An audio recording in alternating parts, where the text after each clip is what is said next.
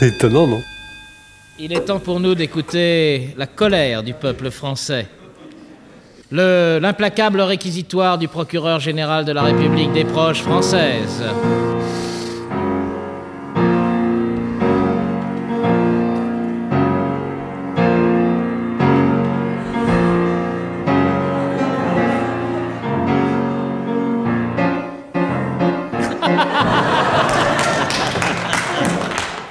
Françaises, Français, Belges, Belges, Monsieur le Président factice, Monsieur l'avocat bidon, Monsieur l'accusé vélocipédophile, Mesdames et Messieurs les jurés, public, chéri, mon amour.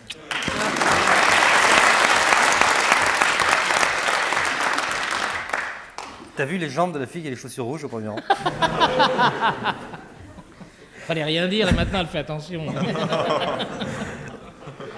Une fois de plus, Monsieur le Président, je pose la question avec au cœur la tranquille certitude qu'on ne me répondra même pas, tant il apparaît à l'évidence que dans ce tribunal, plus on est parano, moins on vous en veut. Tant pis, je pose la question. Quelle question? C'est une excellente question. Et je me remercie de me l'être posée. Ce n'est pas pour me vanter, mais je pense que j'ai oublié la question.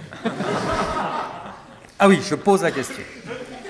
D'ailleurs, si je ne posais pas la question, que voulez-vous que je pose d'autre dans ce tribunal si austère qu'on n'y trouve même pas une commode? Oh. De toute façon, là n'est pas la question. Mais alors, direz-vous, Monsieur le Président, où est-elle la question? C'est une excellente question. Et les questions, à l'instar des lapins, sont faites pour qu'on les pose. C'est pourquoi je pose la question sur la commode Louis XV. Mais avant cela, posons-nous une question. Comment être sûr qu'il s'agit bien d'une commode Louis XV? C'est une excellente question. Le style Louis XV se caractérise notamment par une élégante courbure des formes qui correspond assez bien à la frivolité du règne du bien-aimé. Le bien-aimé était le surnom de Louis XV, de même que Greta Gourbi est le surnom de Régine. De la même façon, Villers, c'est le Massif central. Moustaki, c'est la Tsetse du Pirée. Alors que Sophia Loren n'est pas une ex-salope milanaise, puisqu'elle est de Naples.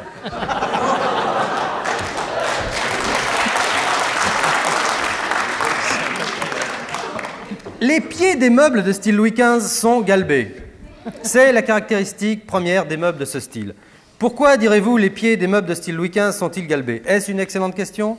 Vais-je me remercier de me l'être posée? Oui. Non. Si.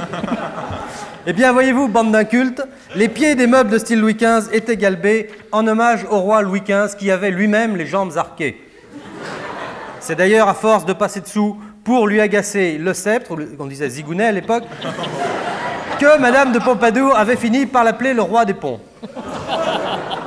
Je précise qu'il ne s'agit en aucun cas d'une boutade, mais d'une précision d'ordre historique, dont l'authenticité ne saurait être mise en doute, puisque je la tiens d'Alain Decaux, qui me l'a révélé il y a moins d'une heure en traversant le pont de l'Alma. C'est vous dire. Il est à noter que le style Régence annonçait déjà le style Louis XV. Philippe de 45, ou Philippe d'Orléans, comme on l'appelait à l'époque, n'avait pourtant pas les jambes arquées. En revanche, il avait les yeux arqués, selon le syndrome dit syndrome de Jean-Paul Sartre, qui permettait à cet immense philosophe de regarder en même temps la locomotive et le wagon de queue du Paris-Vintimille, sans avoir la nausée et sans cesser d'écrire des conneries inoubliables sur l'existence inexistentielle de l'existentialisme ostentatoire. Je prie au passage la cour... Je prie la cour, les anciens combattants de l'existentialisme, et Madame Dalida également, de bien vouloir m'excuser cette attaque posthume d'une incroyable bassesse à propos d'un personnage aussi illustre que Monsieur Jean-Paul Double Mirette. Jean-Paul Sartre. Mais ne vaut-il pas mieux se gausser d'un mort illustre que d'un vivant minable? Car enfin, Dieu me tripote, Madame Françoise Giroud n'avait-elle point raison quand elle disait qu'on ne tire pas sur une ambulance, sauf s'il y a Daniel Gilbert dedans? Quant aux vivants illustres, on ne demanderait pas mieux que d'en rire, mais j'ai beau chercher dans ma mémoire, je n'en vois aucun qui ait les yeux ou les jambes suffisamment arqués pour mériter qu'on en parle. Il y a bien M. Perfit qui a les oreilles arquées, au point que si l'actuel régime était renversé, on ne pourrait même pas le guillotiner.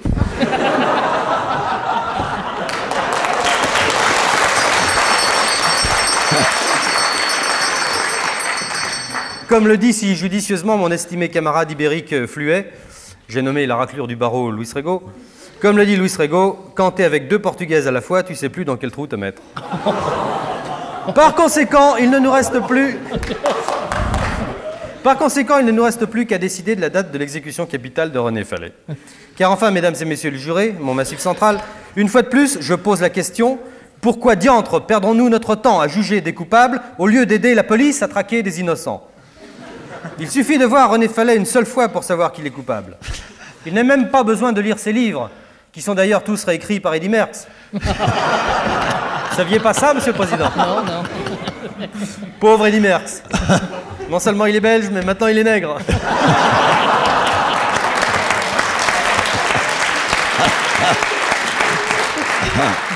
Pas étonnant qu'il ait plus la frite.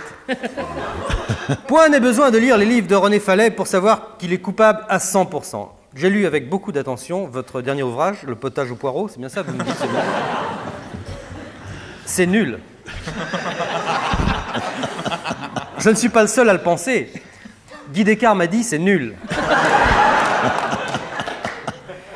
Tiens, Guy Descartes, voilà un écrivain. Sa plume est tellement belle qu'on se demande pourquoi il ne se la met pas plus souvent. Pourquoi... Pardon. C'est une erreur de frappe. Oui, c'est pas parce que... Une erreur de grosse frappe. Oui, c'est pas parce qu'il parle de train. Oui, bien sûr. Il faut parler de plume à cet endroit-là. Non, c'est son fils qui parle de train. Le père aussi. Le père aussi, on l'appelle Guy Descartes. Jean, c'est un amour, il est sympa. Ouais. Alors, il se la met, c'est pas ça. Hein. Je dis, sa plume est tellement belle qu'on se demande pourquoi il ne se lamente pas plus souvent. Faut pas me faire dire des trucs. Pourquoi il ne se lamente pas plus souvent sur le sort douloureux des infirmières sans amour? Son dernier ouvrage, Trompé sous la tinette, arracherait des larmes à un rocher et ferait naître enfin une lueur d'humanité dans l'œil lourd de ce rustre de magistrat brutal et sans religion, qui se pavane entre ces deux bibelots juvéniles comme un pan gargantuesque entre deux poulets de grain.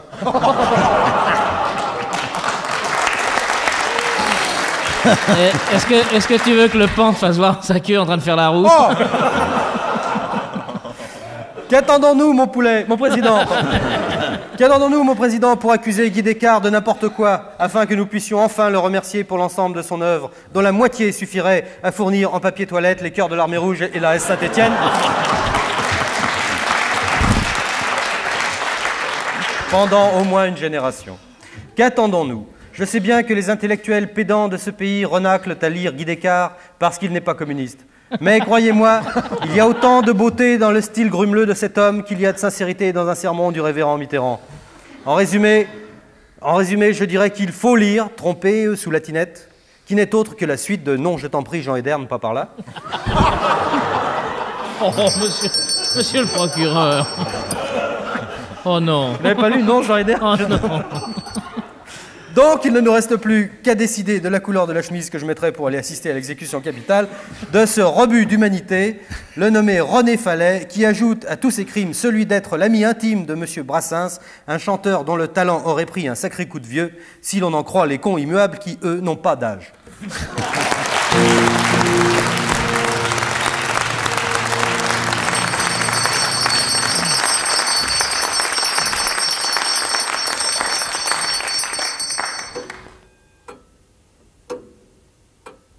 C'est étonnant, non?